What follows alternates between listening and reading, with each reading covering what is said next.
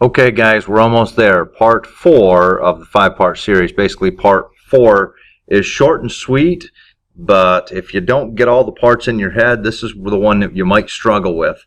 Part 4 is going to be the Intolerable Acts, and the Intolerable Acts are passed after the Boston Tea Party. The king is very upset, to say the least, that the colonists have decided that it was okay for them to throw the tea over into the Boston Harbor. So what he wants to do with the help of Parliament is find a way to really rein in those rowdy colonists and also to punish them.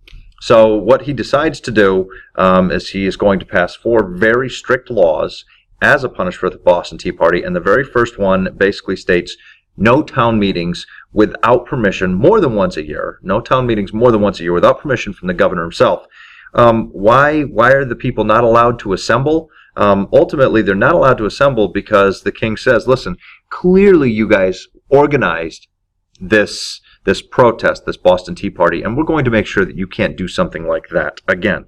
So they're not allowed to get together in groups, otherwise it's seen as a conspiracy maybe, or treason even.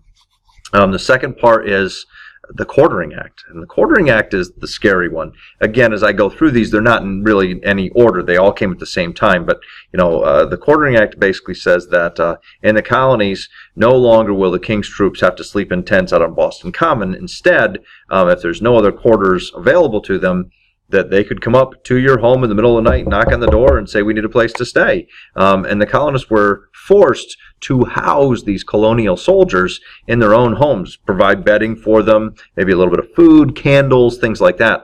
And you got to understand, that's not seen as a very good thing in the colonies, especially Massachusetts at this time, to have to keep British soldiers in your home.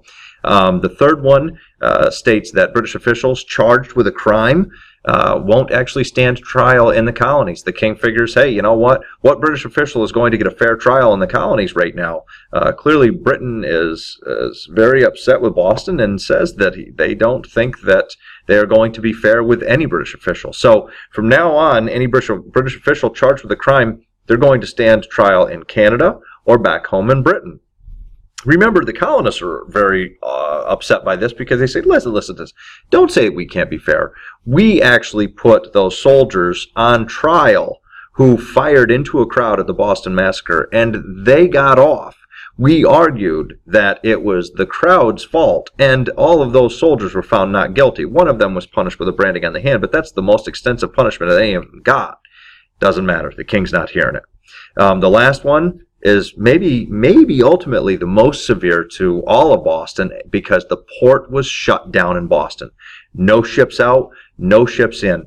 Even if you were a person living in Boston who 100% supported Britain, you could not get goods in from England, and you could not ship goods out that maybe you were putting together that you were normally selling to England. Everything stopped. Families began to suffer. This is December. It's cold. They were counting on supplies to come from England, and they're not getting them. So now the colonies are going, whoa, wow, this is a big deal. Even the Continental Congress sits down for the first time and comes together and says, wow, this is a mess. What do we do? Well, immediately they decide to start supporting Boston. And many of the colonies start shipping goods up to Boston to help them through this hardship. But the Continental Congress goes a step further and says, you know what? Maybe it's a good idea if the colonies start to assemble militias, because who knows how ugly this is going to get. Well, you guys know already how ugly this is going to get. But this is sort of the last one before the first shots are fired. Ironically, the Continental Congress says, let's get together in May of 1775 and decide then what we're going to do.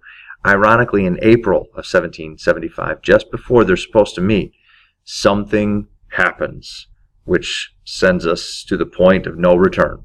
And that'll be Lexington and Concord. So meanwhile, before I get too far ahead of myself, remember, this is the Intolerable Acts, 4 harsh punishments after the Boston Tea Party, and it leads us right up to lock and load, brother. So if you have any questions, come and see me in class. Other than that, have a good one. We'll see you soon.